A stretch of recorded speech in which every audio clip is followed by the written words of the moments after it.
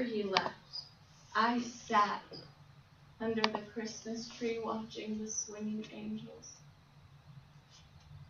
200 miles from the surface of the earth, there's no gravity. The laws of motion are under the Christmas tree you watching can the turn swinging somersaults, weight into weightlessness, nowhere to 200 fall. You will miles break from the up surface of bone the by earth, there's bone, no fractured from who you The are. laws of You are motion are drifting away now, the center turn and somersaults, weight into weightlessness, nowhere to fall. 200 You will miles break from the up surface of bone the by earth, there's bone. no You are motion drifting away now, the center turn and somersaults, weight into weightlessness, nowhere to 200 miles from the surface of the earth, there's no you are drifting away now, the center turn and somersaults, weight into if Louise went back to him, he'd give her the care money couldn't buy. Care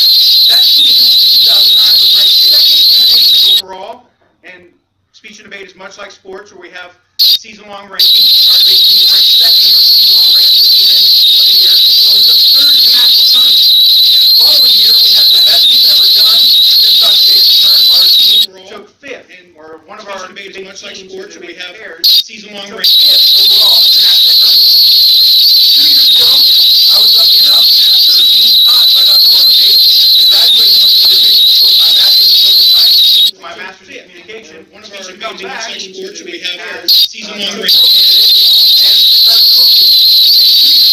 And while we had some rocky starts this year, we continue to successfully seen and had one of the most successful Pacific we've had since I've come back. Season-long ranking overall, the national tournament out of over 50 different colleges and universities. We finished seventh in the nation out of over 180 colleges and universities. And our hope is that this event will become an annual event because we want to continue to understand that our students are in your classes, are your colleges, and they offer an opportunity for you to also come out and be part of it. Because as I said, we decided to select you to Dr. Williams and started. So our team is 50% women, 50% non-white competitors, and also 50% of students walking on to the stage this year. Decided, hey, I'm going to figure out what this speech and debate thing is. Kind of interesting. 50%. Each one of those students that walked on to our team this year has earned a scholarship to continue competing for Pacific Next.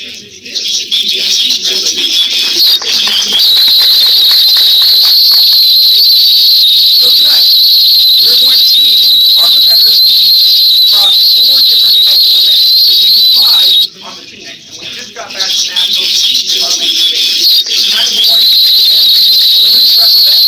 We're going to perform for you a platform event. We're going to perform for you an interpretive event. And then we're also going to have a Lincoln Douglas debate. I'll describe briefly what each one of these is, and then I'll take you one by one to see what it will be. Limited preparation events are events where students are given anywhere from a minute to 30 minutes to prepare a speech that is no longer than 7 minutes long. In that time, they use the knowledge they have of everyday current events and things like pop culture or their personal interests to craft a speech that is then rated against other speeches in that round. A platform event is an event that many public speakers are familiar with.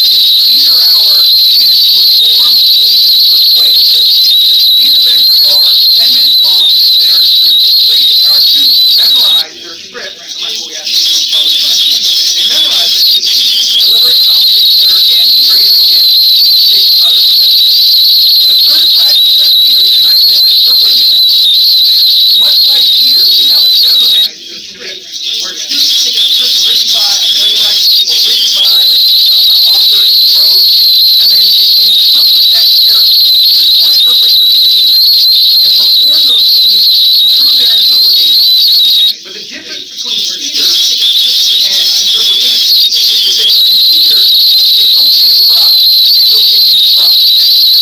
But in interpret, we say that if you want the tears to start but never come down the cheek, because just in interpreting the character, you want the audience to feel, to sense, to intensity what that character is trying to present you, instead of being able to see it and engage it at the same time.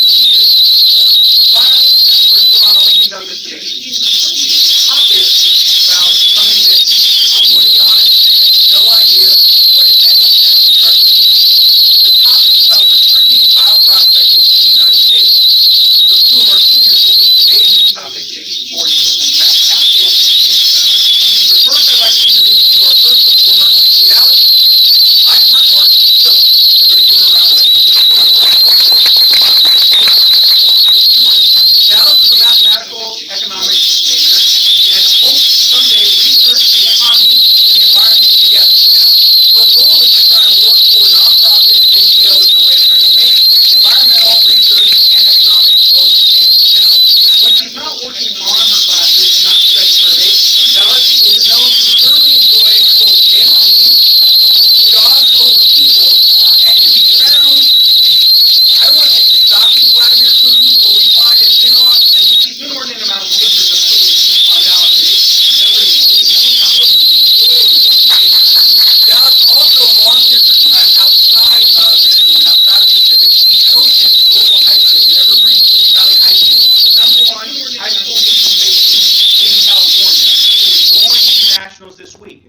been helping coach her team.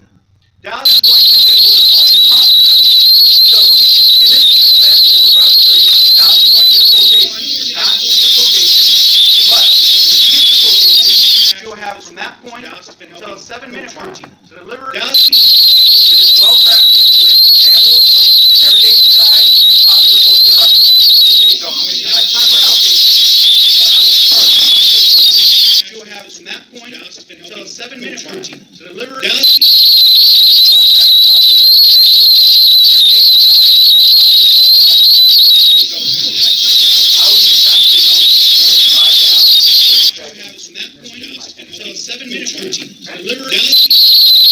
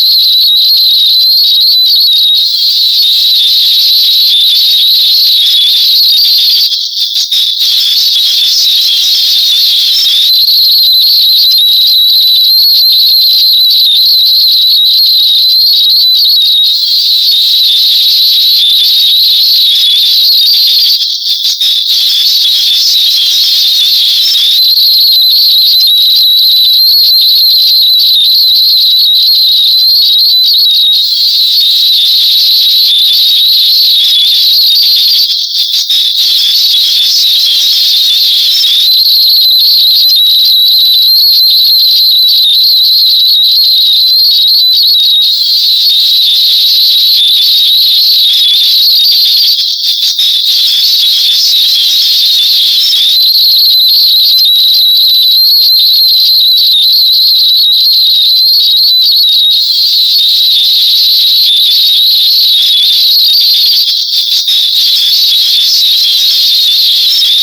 we'll be examining the concept of collective action problems and applying it to the apartheid in South Africa. First, however, collective action problems. Now, most people don't get along, and we can probably analyze this pretty well, but international actors have a unique problem in which they have a lack of relevant information between each other to be able to work together. This is called a collective action problem, and this is the ignorance that is trapping each international actor in their own cage, preventing them from being able to create action with one another for a common goal. Such as actor A might want something from actor B, but doesn't even know if actor B has what it has, meaning that this lack of relevant information is preventing this change. However, Assange would note that to be able to break free from this notion, it is the information and the insight that the international actors could develop by creating communications with each other to be able to find the freedom to create change. And this applies perfectly to the apartheid in South Africa. The oppressive regime of the apartheid that was ended in 1992 in South Africa that prioritized whites over any other person that existed had ended uniquely because international actors were able to work together and threaten financial ties with the oppressive government, meaning that the international actors being able to overcome their lack of relevant information and create inclusion in groups in which actors could talk together and find ways that they could all work together to cut the financial ties for the government. That was the reason why the government was able to change their policies, which means that through the concept of the collective action problems and applying it to the apartheid in South Africa, Assange would note that through international relations, insight emboldens freedom, and it is what we know that can help create change. When returning to today's quotation, "To keep people ignorant is to keep them in a cage," by Julian Assange, we have interpreted this quotation to mean that insight emboldens freedom, because without knowledge, there is no change. And without the knowledge, we will just be trapped in a cage. And we have proved this true, first, through the studies of gender identities, and second, through concepts of international relations and actors. So, although Guantanamo Bay Detention Center may still be open, it is important to note that because of the information that has been released to the public, there has been increased pressure on politicians. Obama has been considering new moves to be able to provide justice for these individuals. And it is the question of knowing and where we can start from the information that we have that will always create a change that is positive for the future.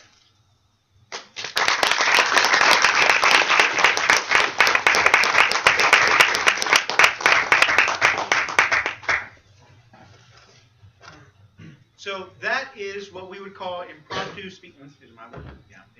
Okay, so that's what we would call impromptu speaking. And Dallas is actually the Cynthia Sutherland champion of impromptu speaking, as awarded at our regional tournament about a month ago at the Northern California Forensics Association's annual tournament. And she's the first person from Pacific to win that award since I won it back in 2009. So, now that we have seen an impromptu speech and limited prep, we're going to move into an interpretive event. Next up is a freshman who comes to us actually from Lodi, California, so not too far out, Jocelyn Sweaty Howard. Jocelyn is a speech and language pathology major, and she hopes also to work someday for an NGO somewhere other than the United States, hoping do speech therapy in areas where they do not have the ability to afford speech therapists. And the reason Jocelyn has earned the nickname Sweaty is because one of her favorite shows is RuPaul's Drag Race. And in RuPaul's Drag Race, they call each other Sweetie, but instead of calling them Sweetie, it comes out Sweaty. And so Jocelyn has been known to say and call everyone Sweaty when they're having a bad day.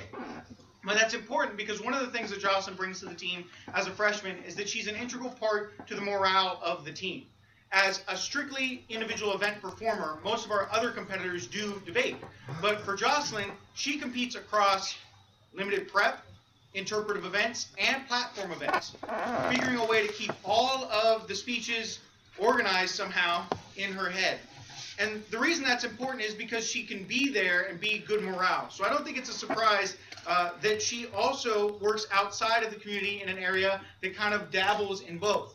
She works at Double Dip Gallery, which in Lodi is an ice cream parlor and an art gallery. And so she integrally works with both children and then parents trying to have a day with their children. And so for Jocelyn, she's very good at bringing morales of different people together. Tonight, she's going to perform for you her prose interpretation. Prose interpretation is where you take the work of a singular author and present it as a monologue. But it's important to note that all interpretive events have an argument component to them. And so for Jocelyn's argument component, tonight her prose is about the rigors of hegemonic monogamy and the way that those are enforced on different bodies in our society. So please welcome Jocelyn Howard.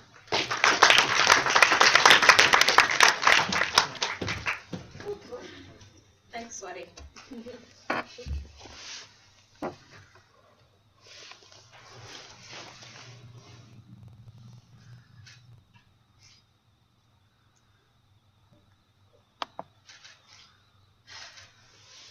It's my face. I look like a fucking doormat. You know, I've lived the same story every time, and I've been in and out of married women's bedrooms, but cheating is so easy. You know, you can get away with it. You can take a little more and a little more until there's nothing left to draw on. Like I had a lover once, and after 2 years of thinking that she would, I don't know, eventually leave her husband, she gave me the clap. The emotional clap. So, since then, I've had to keep my heart to myself in case I infect someone. After this last whooping, I said that I wouldn't do any of it again, and I guess I don't know myself that well. Because then I met Louise.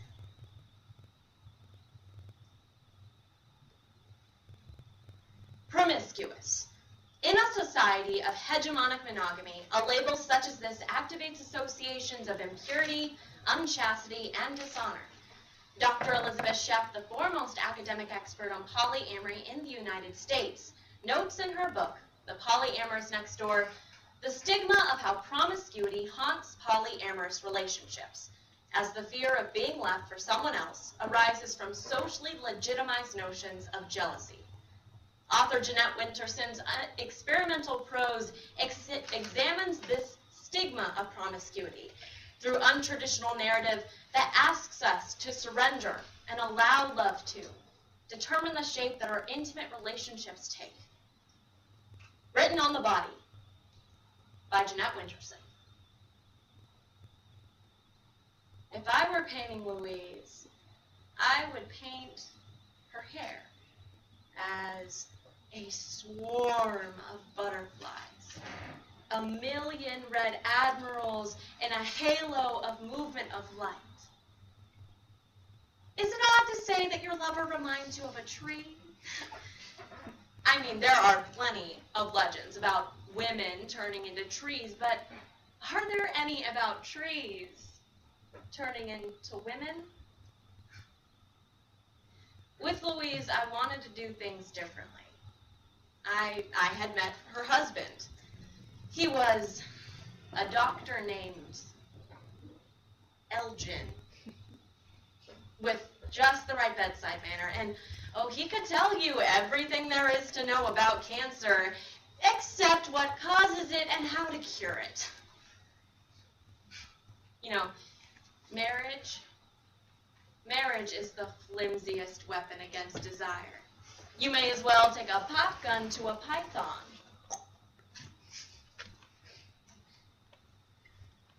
The odd thing about Louise, being with Louise was like deja vu. I didn't only want her flesh, I wanted her bones and her blood, her tissues, the sinews that bound her together. I would have held her to me, though time had stripped away the tones and the textures of her skin. The clock was ticking, and the time we used. Those brief days and briefer hours were small offerings to a God who wouldn't be appeased by burning flesh.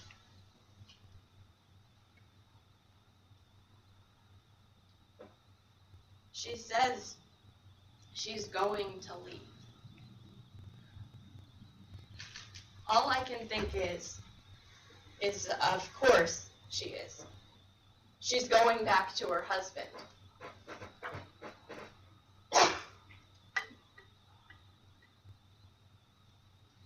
She says she's going to leave him. And then she says, I love you.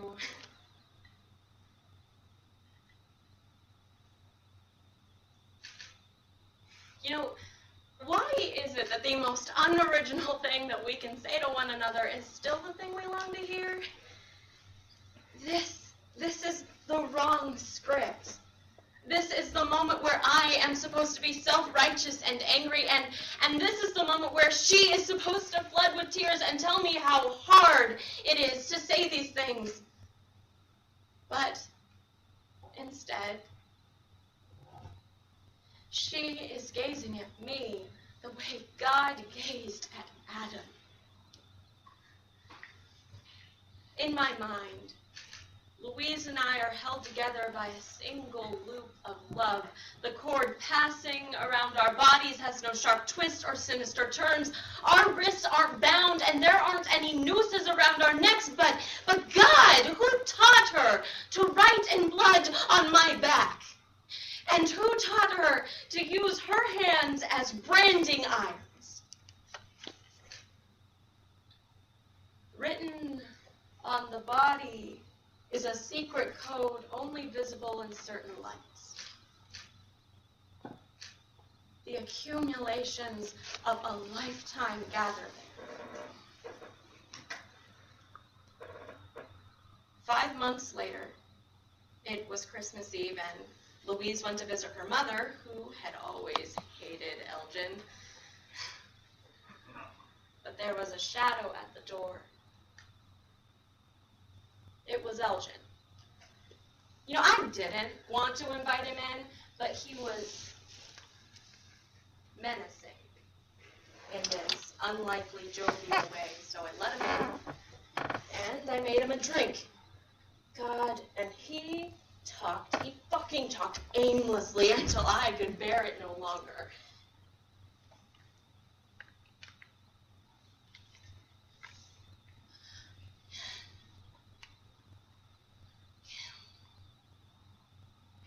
Cancer.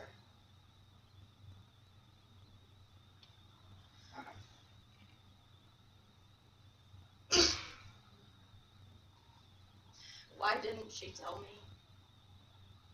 No. Couldn't she have told me? After he left, I sat under the Christmas tree watching the swinging angels. 200 miles from the surface of the earth, there is no gravity.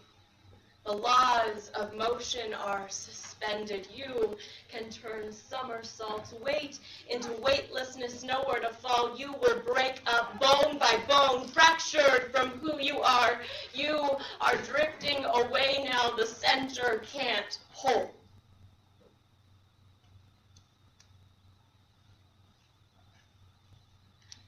There's no cure. There's no cure for chronic lymphocytic leukemia. And Elgin's plan was so simple. If Louise went back to him, he'd give her the care that money couldn't buy, care that I couldn't buy, and I knew she wouldn't go back. I did what was needed to be done. Our love was not meant to cost her life. If it could be my life, I would gladly give it. God, she came to me in the clothes she stood up in. That is enough. No more, Louise. No more giving. She has given me everything already. I have nothing to offer her except her life. I wanted her to live. So I went away that night. And I didn't know where. All I knew was I wasn't coming back.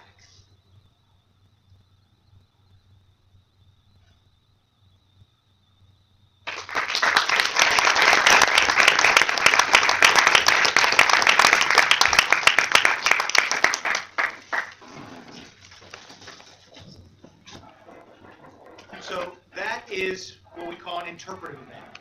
Jocelyn competes in prose.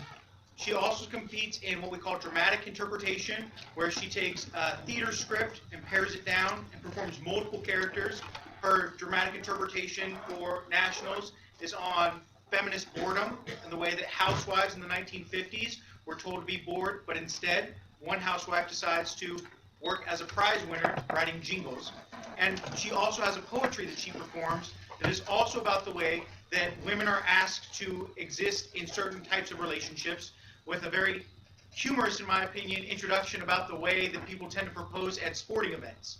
And so she will be performing all three of those at Nationals in 2 weeks. Next up, we have Kayla Gertis. We call Kayla Scrub Captain because Kayla, above all else, as a freshman, likes to be as relaxed as possible. And as a result, what that means is that while she is dressed up in front of you today, typically you can find Kayla lounging around in the communication department, on the couches there, hanging out, and sometimes I'm having to remind her that it is a place of business, so we have to keep it down just a little bit. But Kayla is a legal scholar and majoring in communication studies. She wants to be a lawyer someday and currently volunteers at the Bethany Home Skilled Nursing Home in her hometown of Ripon, California. Kayla's also the foodie on the team. She loves all kinds of food, but has particular favorites in Chipotle, boba, and candy. Kayla's going to be performing for you an informative. So for some of you that are in public speaking, you understand our speech is to inform. Kayla will be doing a speech to perform for us today on a topic that you may not know much about, but that someday might be very prevalent to you, whether you are taking medicine or making medicine for people. Kayla will be performing her informative speech on microfish. So please welcome Kayla Gertis.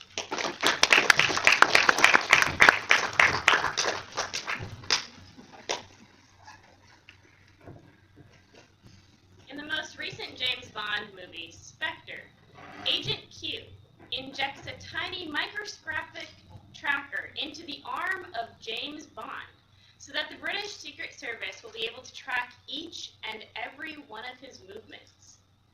Now, while this technology may seem far-fetched, and while not all of us can be secret agents, the fact is, tiny fish may soon be swimming throughout our bodies. According to a 2014 article from the South African Journal of Industrial Engineering, 3D printers have recently taken on a much wider range of applications than they were formerly known to have, causing sales to skyrocket. The printers are now incredibly efficient in a variety of ways, allowing for scientists to meet much more stringent demands. One such way this new technology is being used is, in a word, microfish. The microfish were born in the lab at the University of San Diego. They are microscopic, magnetic fish with the potential to be used in many different fields. In order to understand how these tiny fish will make huge waves, we will first take the plunge and look to see the technology that keeps these fish afloat. Next, we will dive even deeper to see how these fish could be used in a variety of fields, including in medicine or in the environment, before we finally begin to resurface and look towards the technology that could change the way we approach taking our medicine entirely.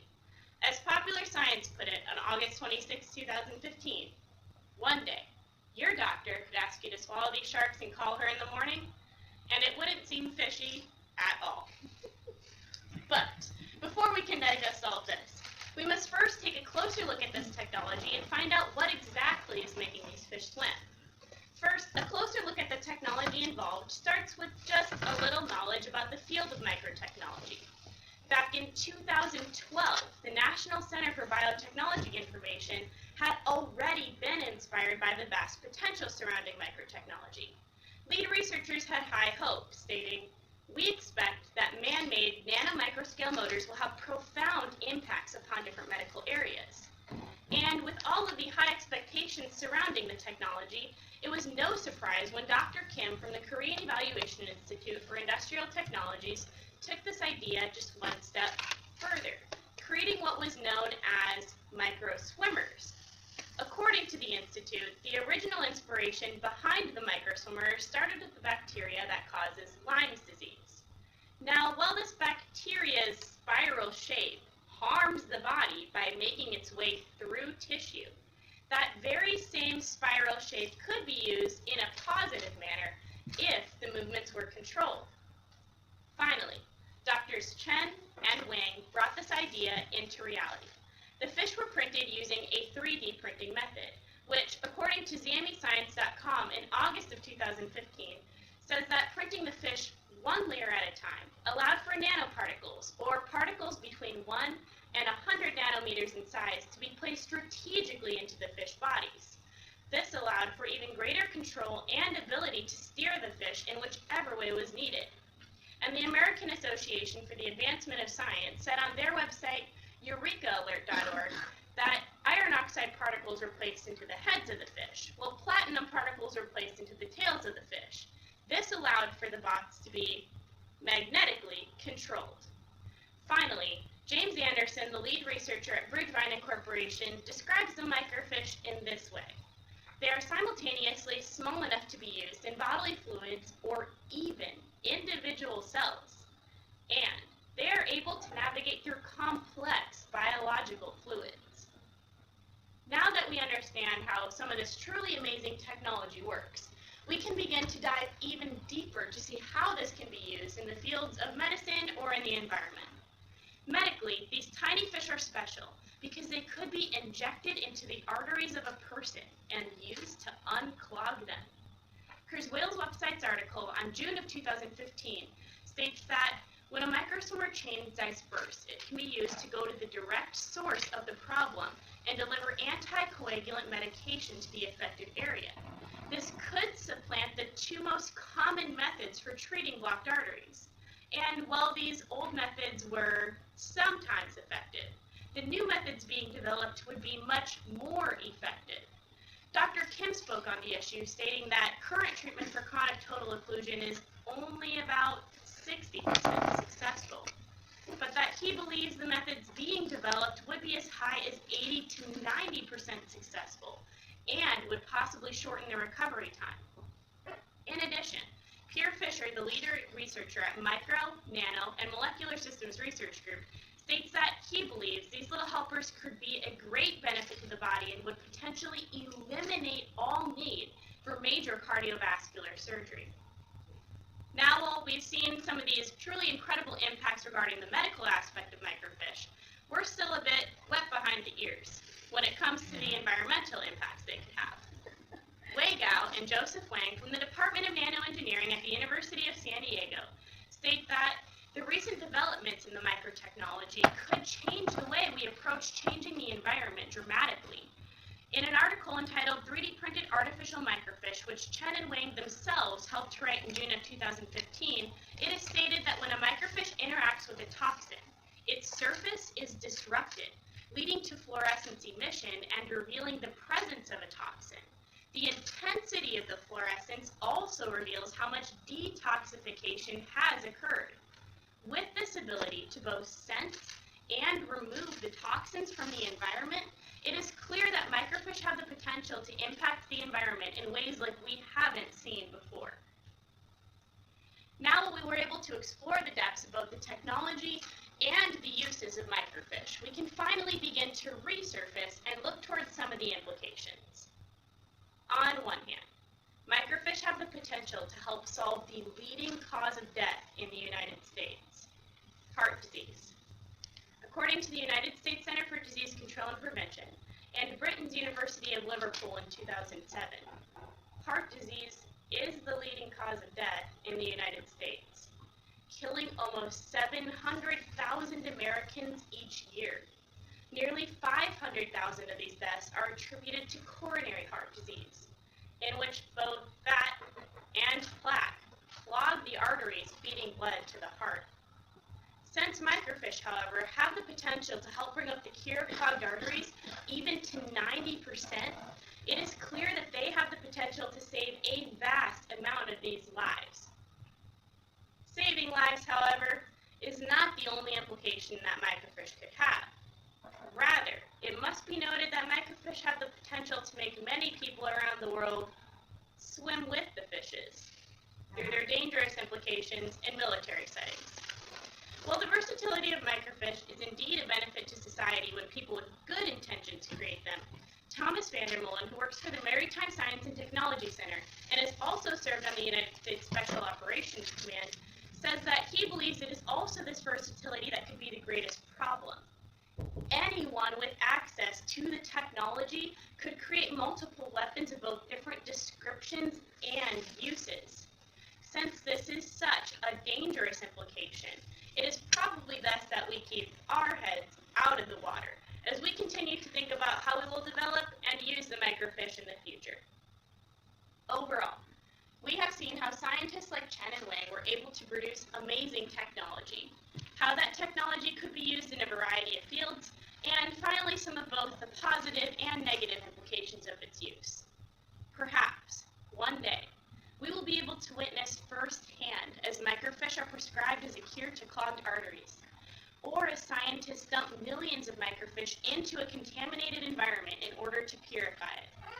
While the path to this success may not be what we would always call smooth sailing, scientists could weather the storm and make waves with their newfound technology.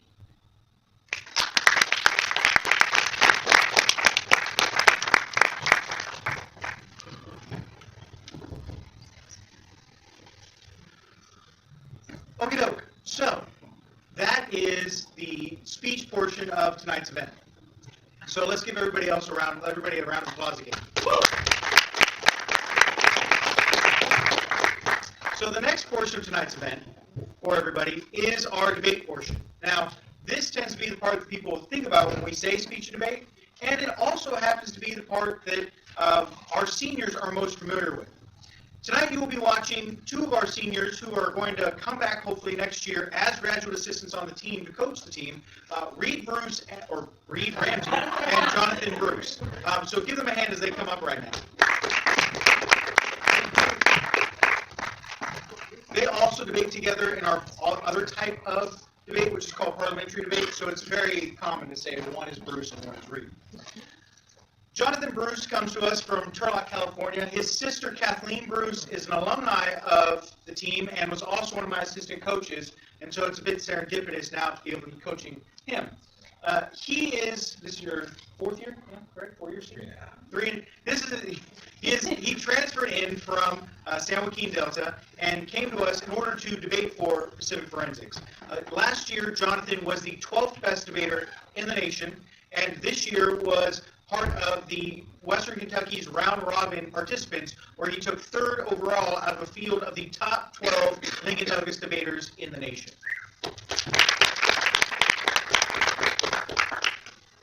Jonathan will be affirming the resolution tonight. Negating the resolution will be Reed Ramsey. Reed Ramsey comes to us all the way from Kansas. His brother Josh Ramsey is a former assistant coach and former national champion in parliamentary debate, and Reed has been giving him a run for his money in all terms of records over the last 4 years here at Pacific. Reed is a 4-year person from Pacific, so most of the people that come to our team are transfers. Reed, as a freshman, has been with the team for all 4 years and has been on scholarship all 4 years, showing his dedication to the team, even though he's in a place that's far, far from home. Reed was one of the top 20 debate teams last year in the nation, and together with Jonathan this year, they were ranked 7th in the final national rankings at the end of the year, and they finished in the quarterfinal round at the National Parliamentary Tournament and finished in 8th place last weekend. So give them both a round. So tonight they will be debating the topic: the United States federal government should substantially increase restrictions on bioprospecting. If you're not sure what that is, it's okay. One of the things that we do in debate is the first thing we do is we define exactly what we're talking about. and then the government or the affirmative proposes a case that affirms the resolution. So Jonathan will be telling you why we should restrict bioprospecting in the United States. Reed will be negating and explaining to you why Jonathan is full of bull and actually should not actually restrict bioprospecting and the negative effects that restricting bioprospecting has. This debate has it's about 40 minutes. Each speech is about 6 minutes long with 3 minutes of cross-text between the first two speeches and 4 minutes of preparation. Normally, they use all their preparation time, although tonight I don't know that they will need all of it, seeing as how they know each other so well, and Reed's pretty confident. So, at the end of the debate tonight, we want you all to take notes or see who you think is winning, and at the end we'll have a vote of the House to see which one truly is the better out of this debate team.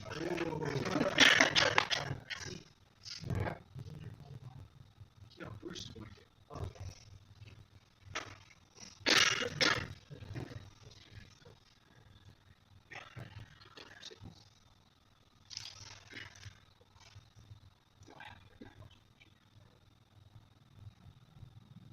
Okay.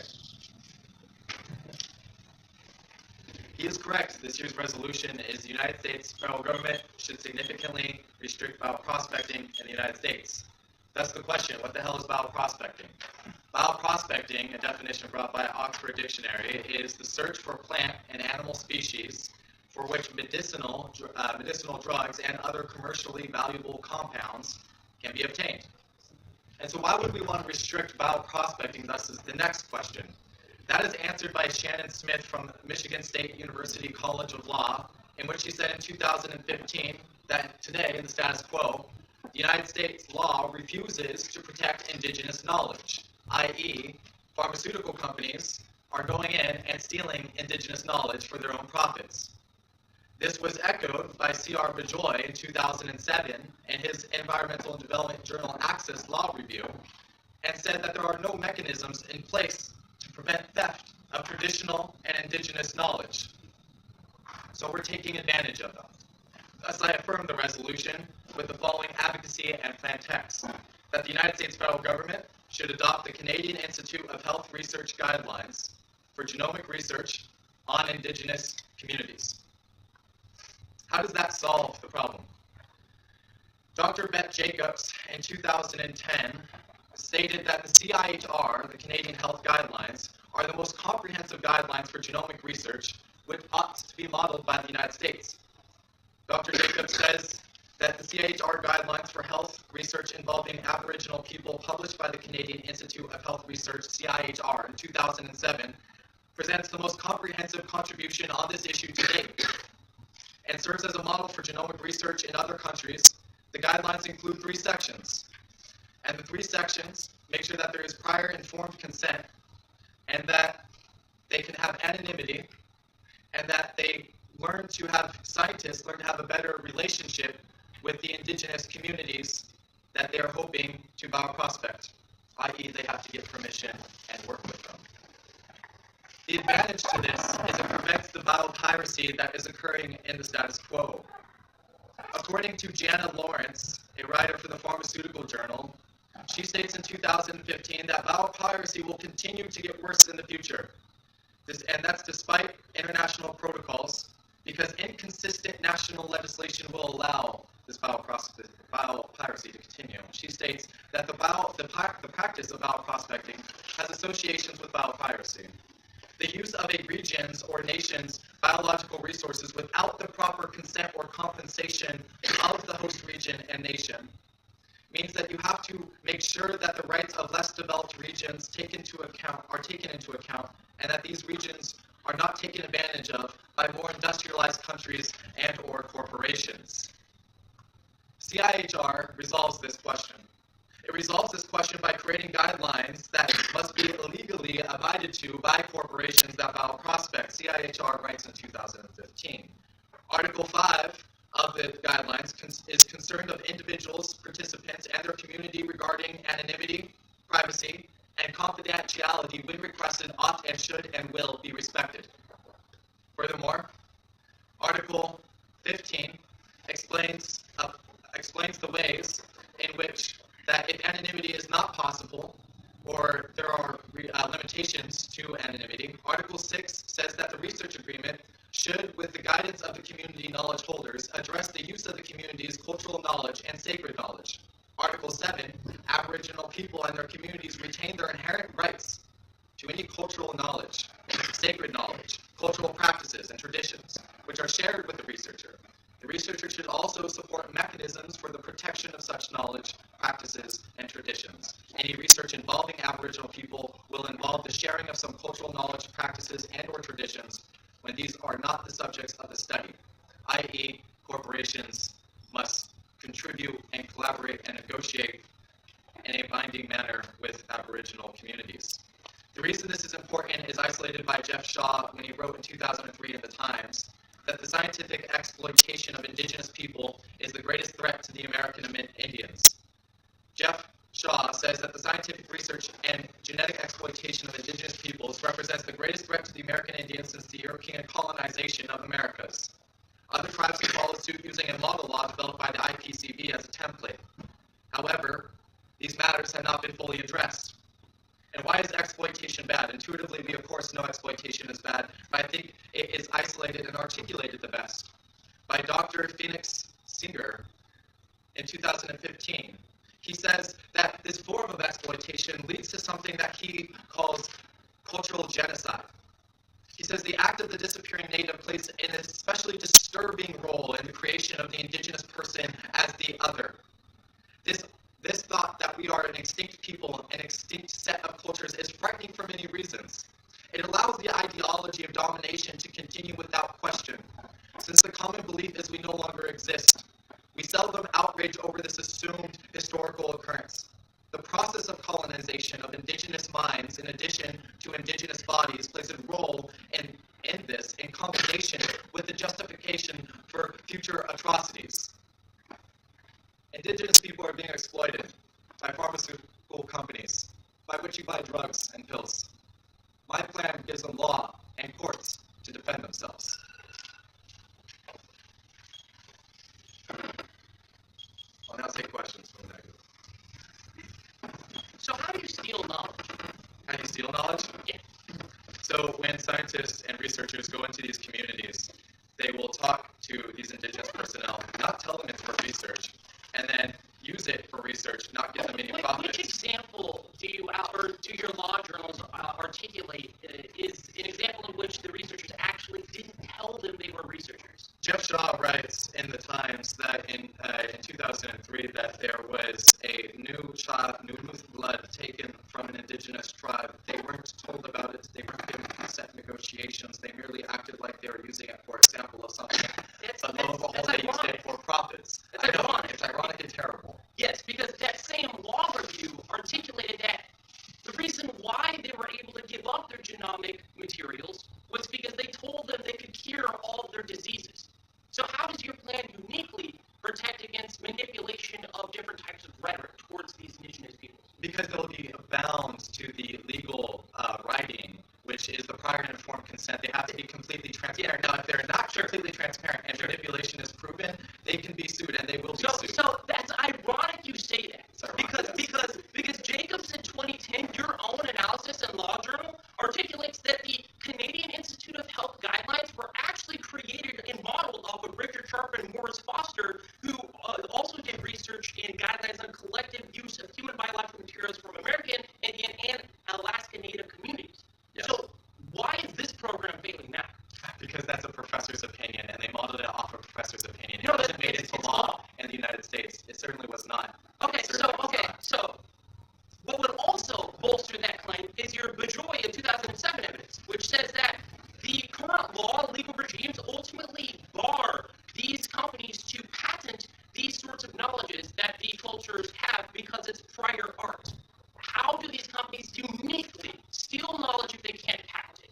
Well, I think that my more up-to-date evidence by Jeff Lawrence is actually really quite correct on this question, that corporations still steal sacred artifacts. You never read a date in your entire speech. What is the date of Jeff Lawrence? 2015, about 6 months ago. Okay, so Jeff Lawrence is saying that the current regimes don't work. Yes, they do not work. Okay, that's very Because it's not interesting. law. So, It is do these interesting. policies take place on the indigenous sovereign lands? Do what? Do these policies and laws you pass take place on indigenous sovereign land? They take place to prevent companies that are on U.S. land, yes? No, well, okay, so saying you're going into an indigenous sovereign nation, It's how Lily do the Meyer- policies Lily- of it's that Lily- it's indigenous Lily- nation grapple with your policies? Is Lily Meyer Squibb on indigenous land worthy in New York City? It's a U.S. law that applies I to don't know why companies you're that are skirting in the New York City. question. It's It's typical, not skirting a question. typical Washington politics here. Okay, we'll see. We'll see.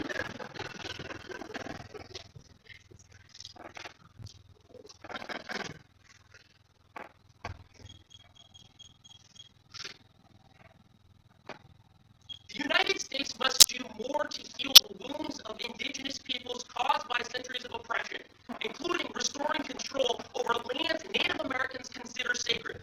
According to the UN Human Rights Council and investigator on May 5th, 2012, James Anana, the special reporter on rights of indigenous peoples, said after he completed his 12-day visit to the United States, after he met with representatives from the District of Columbia, Arizona, Alaska, Oregon, Washington State, South Dakota, and Oklahoma.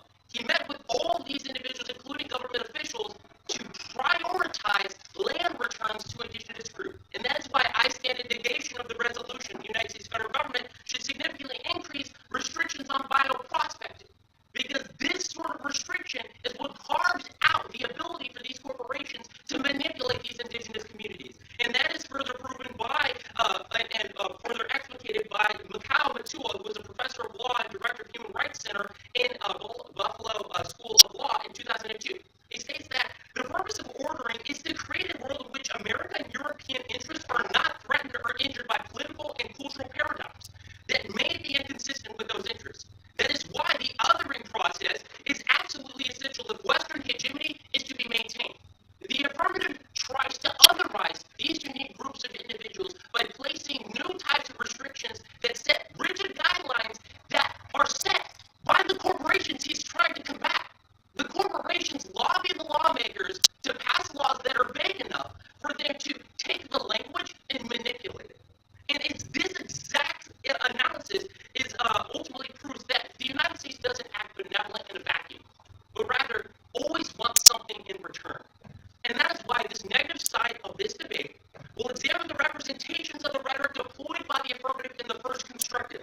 Sonia Voss, Associate Professor of Communication Studies at Ohio State, and Cindy Griffin, Associate Professor of Speech Communication at Colorado State in 1995, articulate that traditional theories of rhetoric occur within pre-imposed or preconceived frameworks that are reflexive and reinforce the vocabularies and tenets of those frameworks. So in short, the rhetoric that the affirmative uses carries heavy, significant implications.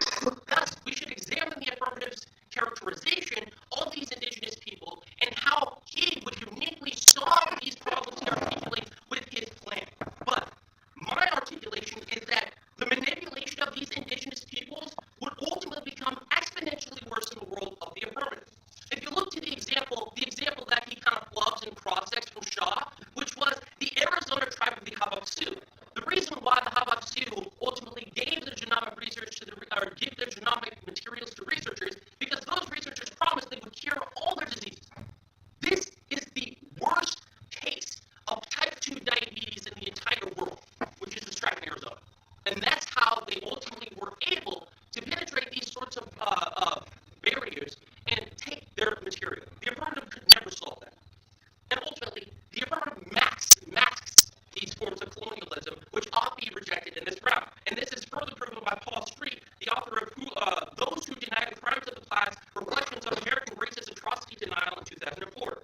He states that it is especially important to appreciate the significance of the vicious, often explicitly genocidal homeland assaults on Native Americans, which set foundational racist and national narcissistic patterns for subsequent United States global butchery. What he articulates is that this denial of atrocities that happen to these indigenous groups justify us doing things like invading Iraq or constantly sending drones over the Middle East and killing countless civilian casualties. This is what the United States justifies, and it's through these modes of insidious rhetoric that they do it. And this logic of colonialism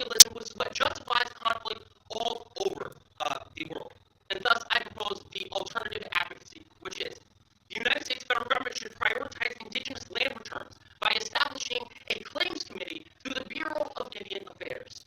This would ultimately resolve the entirety of the affirmative case, because even if these individual indigenous nations don't want their land particularly, they don't have to file a claim. But individuals like the individuals in Florida or the Lakota Sioux in North Dakota who want the Black Hills back, they can file a claim to get their land back. But this will ultimately be best explicated by Seifert, or Weiser Seifert, professor of law and chair of Committee on Rights of Indigenous People in 2015. He articulates that indigenous self-determination is best understood from its cultural foundation. The purpose of the sovereignty of an indigenous people is to protect its cultural integrity. The indigenous community should govern itself. And that is the position of the negative. Let's go on to the case, or the affirmative plan. So, the affirmative plan assumes a world in which the laws don't already exist to protect these individuals. He uses rhetoric like, we give them rights, we give them access to the courts. But this is already happening now.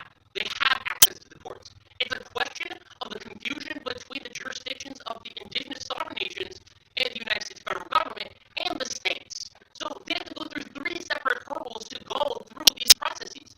But through the negative advocacy, they wouldn't have to do this because they have their own court system they established that already exists that would not have to fight for jurisdictional rights over different sorts of sets of different sorts of claims to the court systems. But also that the overall representations and relationships with the United States and the indigenous cultures has been morally bankrupt for a long, long time. Obviously, we have never, ever respected any sort of organization, any sort of treaty or agreement that we've actually set out towards these individuals, which means the only way we can ensure that we can circumvent and challenge these notions of control and colonialism is if we step back and take a look and reflect on why these ills are ultimately here to begin with. It was because we came and took their land from them. That's the problem. All of the first affirmative plan is trying to resolve questions that came about during this colonialism, which is ultimately why you should stand in negation of this topic, or of the plan text. But also,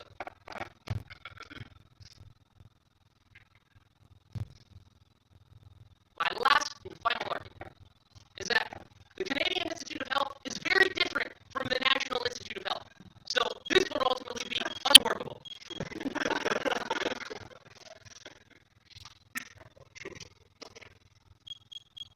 not going to really consider that argument if you don't mind. But I want to, so you are advocating for ceding the land and giving back the land, yes? No, we're not ceding the land. So you're not giving back the land? We are through a claims committee. Okay, see, it's synonymous. Anyways, so through a claims committee, how much of the land would you guesstimate, would the United States give? I couldn't put an exact number on it. That would be highly That's fine. arbitrary. That's fine. So you're looking at like Black Hills, which is a lot, as in the Northeast. You look at part of Florida, And the general U.S. Hawaii, and Alaska. I don't know, 25, 30%. 30%. Do you think that'd be good for the U.S. economy? I think it'd be great for the United States economy. To give up 30% of the land? Yeah. Okay, that's weird. The next question is that, what about the tribes that don't want to give back land? You say that they won't have to give it back, correct? They don't. We're not forcing them to Right, make that's the perfect. claim. Okay, but you say you solved the case. So in the case of the tribes that don't want to give back their land, let's say like the Seminole, right? They're fine with being in Florida. Okay. But then they're still being abused by pharmaceutical companies. So how do you solve the case if they just are continuing in the status quo and continue to be abused by corporations? How do you solve the case? My case uniquely would resolve that through questions of not only modeling from the sovereign nations who develop their own sorts of guidelines to oust these sort of companies. So you would solve by questions? I don't follow your line of questioning, but what I am talking about is pragmatic steps to resolve your affirmative. Your affirmative is highly irrelevant in the context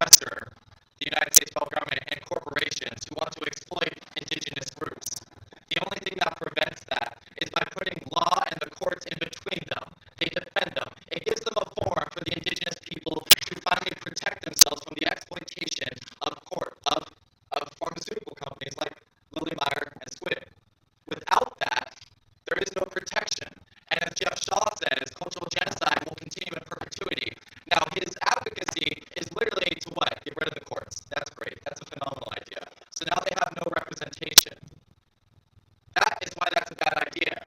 Because if the Seminole decided to stay in Florida and that they were fine with being assimilated into the Florida government, that means that pharmaceutical companies would still be able to do what they're doing today, which is cultural genocide. The only way to resolve this is by adapting the CIHR, which gives them representation within court and allows them to protect themselves from the ways that pharmaceutical companies are literally stealing their knowledge. Now, he says we should give back 35% of the land. That's an atrocious idea. It's not pragmatic, and I will go hard for the fact that Donald Trump supporters are really, really mean and probably wouldn't like it. You say that that would solve colonialism somehow, as if the far right and the radical right would love. I have a map for you. Would love if the Comanche took over Texas and Oklahoma. You see, there's a far right constituency base in the United States that love the Constitution. They love that they're under the purview and jurisdiction of the United States. He says he solves colonialism. No, that would only increase xenophobia and racism because they would blame the indigenous for taking away the U.S. from them. He says he solves colonialism. No, you don't.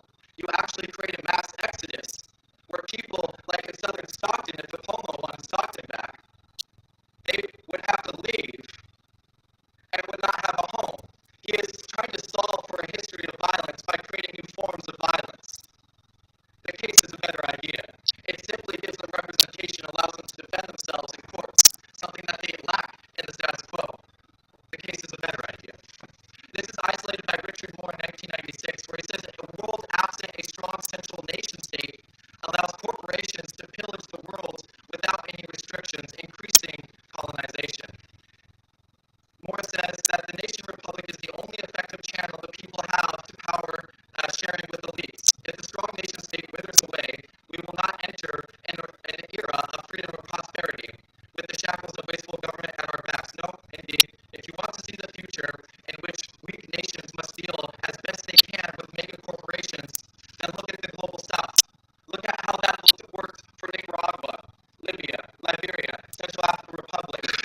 You will say, well, they'll have their own sovereign courts. Yes, they do also. No, they do. They have their own courts.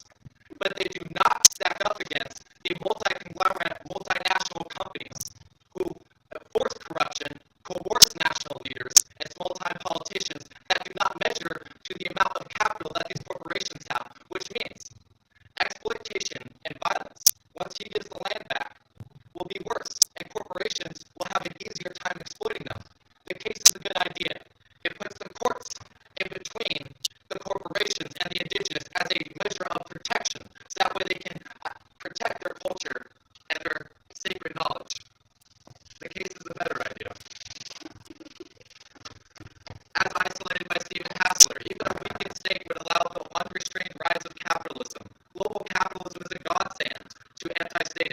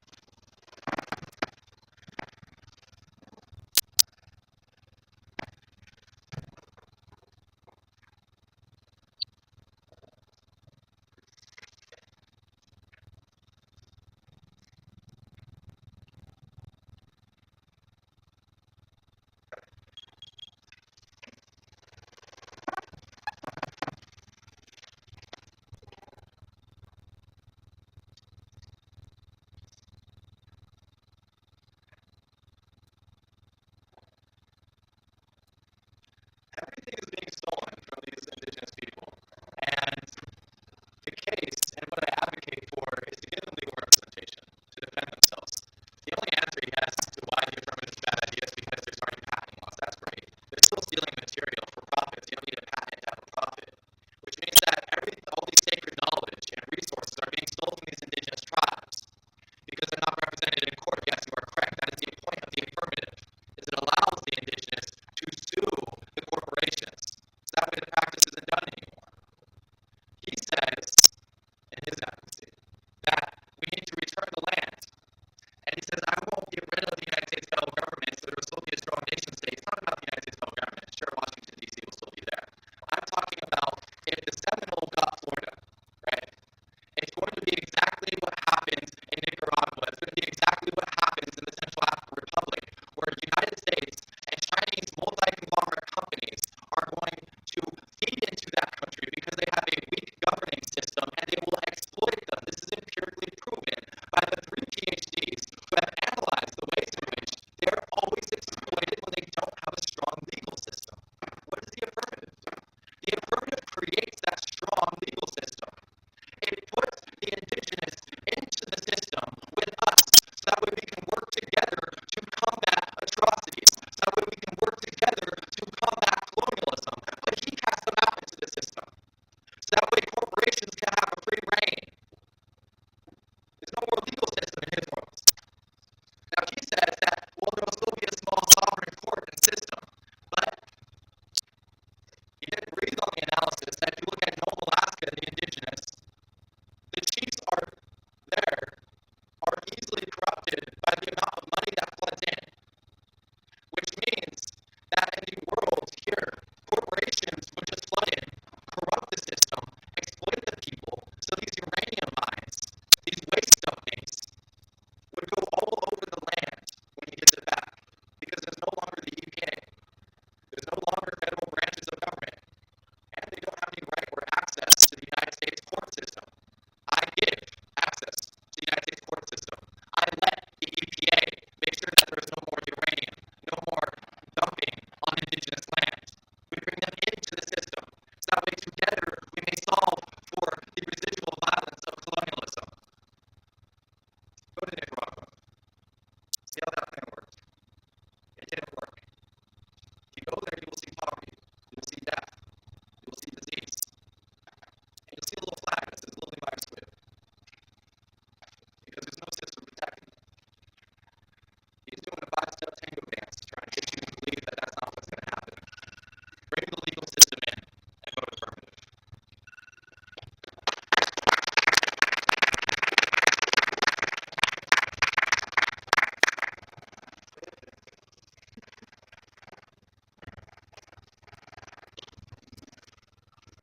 So, thank you all for staying with us. You all